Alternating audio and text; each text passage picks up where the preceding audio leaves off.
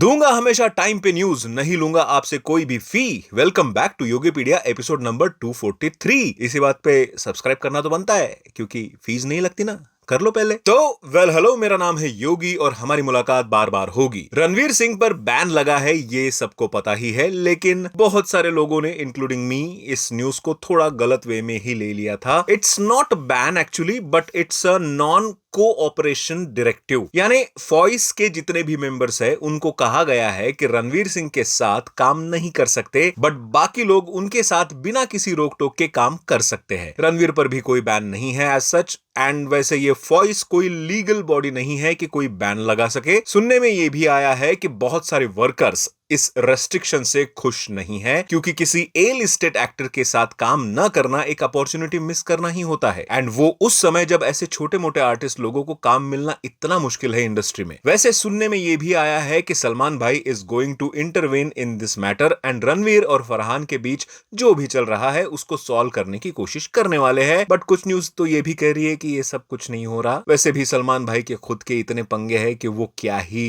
इन दोनों के बीच में घुसेंगे। वैसे पंगे से याद आया, सलमान भाई के ऐसे ही कुछ पंगों में से एक काला हिरन शिकार के ऊपर एक फिल्म बनने वाली है, जिसका एक पोस्टर भी रिलीज हुआ है। रिपोर्ट्स की माने तो ये एक कोर्ट रूम ड्रामा कम क्राइम थ्रिलर मूवी होगी, जिसमें लॉरेंस बिश्नोई के साथ वाला पंगा भी दिखाया जाएगा। मूवी की शूटिंग ऑलरेडी स्टार्ट हो चुकी है। बोला था ना, सलमान भाई के पंगे इतने हैं कि उनके ऊपर वेब सीरीज तक बन सकती है। हर एक एपिसोड में अलग कांड। भाईजान क्या ही रणवीर का केस सुलझाएंगे। वैसे भी रणवीर पे एज सच बैन तो नहीं है। अगर सच में ऐसा होता तो उनकी आने वाली अगली मूवी प्रलय की शूटिंग रुक गई होती। बट रिपोर्ट्स के अकॉर्डिंग जून महीने के सेकंड वीक से इस मूवी की शूटिंग भी स्टार्ट हो जाएंगी। Already pre production work is in progress. उधर फरहान अख्तर भी अब आमिर एंड आशुतोष गोवारिकर की अगली फिल्म, जो कहा जा रहा है कि लेजेंडरी क्रिकेटर लाला अमरनाथ जी के ऊपर बेस्ड है, उस फिल्म का हिस्सा बनने जा रहे हैं। रिपोर्ट्स की माने तो आशुतोष गोवारिकर इस फिल्म को दिसंबर 2027 तक रिलीज करने का प्लान कर रहे हैं। वैसे इस मूवी का प्लॉट क्रिकेट के अराउंड बेस्ड होगा, जिसमें इंडिया पाकिस्तान के बीच खेला गया पहला टेस्ट मैच दिखाया जाएगा। वैसे क्रिकेट की बात हो ही रही है तो बता दूं, राजकुमार राव की आने वाली अगली फिल्म, जो बेसिकली सौरव गांगुली के ऊपर बेस्ड है, उसकी कुछ फोटोज लीक हुई है एंड वायरल भी हो रही है, जिसमें राजकुमार राव कोलकाता के आर्यन क्लब ग्राउंड पे शूटिंग करते नजर आए। कोलकाता में ही सौरव गांगुली का घर भी है एंड रिपोर्ट्स के माने तो उस घर में इस फिल्म का कुछ पोर्शन भी शूट किया जा सकता है, जिसमें उनके कुछ फैमिली एंड चाइल्डहुड वाला पोर्शन शूट किया जाएगा। वैसे फोटोज लीक होना अब आम सी बात हो रही है। रिसेंटली नाना पाटेकर की कुछ फोटोज भी लीक हुई है एंड बताया जा रहा है कि उनका ये लुक मैडॉक हॉरर यूनिवर्स की अगली फिल्म शक्तिशालिनी से है। वेल, मुझे तो इसके पहले ये भी नहीं पता था कि नाना पाटेकर शक्तिशालिनी फिल्म का एक्चुअल में हिस्सा है एंड इस बात में सच्चाई है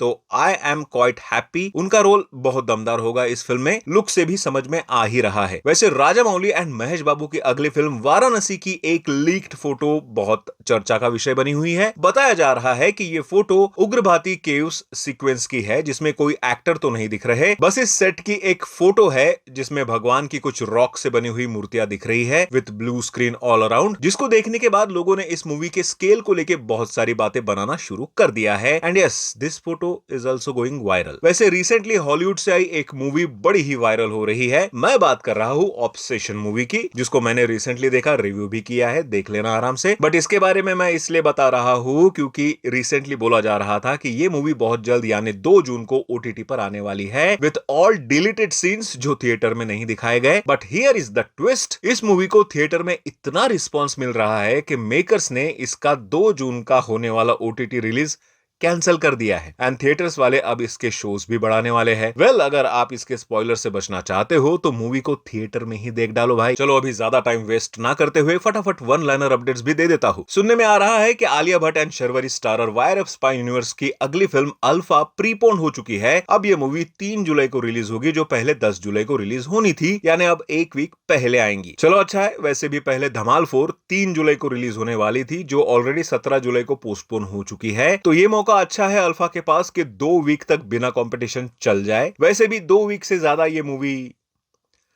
चलने भी नहीं वाली। I guess.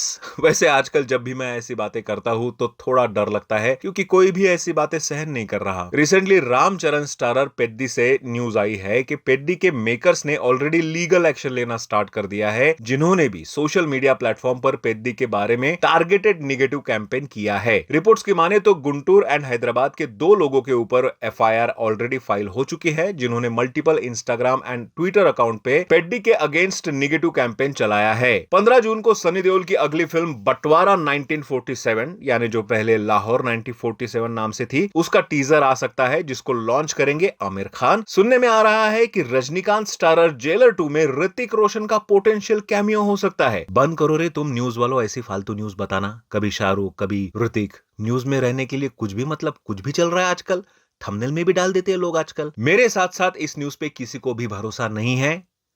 बराबर बोला ना? वेल, न्यूज का सिलसिला यहीं पर खत्म। सोच रहा हूं मूवी रिकमेंडेशन वाले वीडियोस फिर से बनाना चालू कर दूं। बहुत टाइम हो गया ना मैंने ऐसी वीडियोस नहीं बनाई। थोड़ा कमेंट्स में बताओ तो कि कौन से कैटेगरी की मूवीज रिकमेंड करूं, एक्शन, सर्वाइवल, रोमांटिक, कॉमेडी, जो चाहो। जिसकी ज्यादा डिमांड होगी अगली रिकमेंडेशन वीडियो उसी पर पक्का। मिलते हैं अगले वीडियो में। बाय।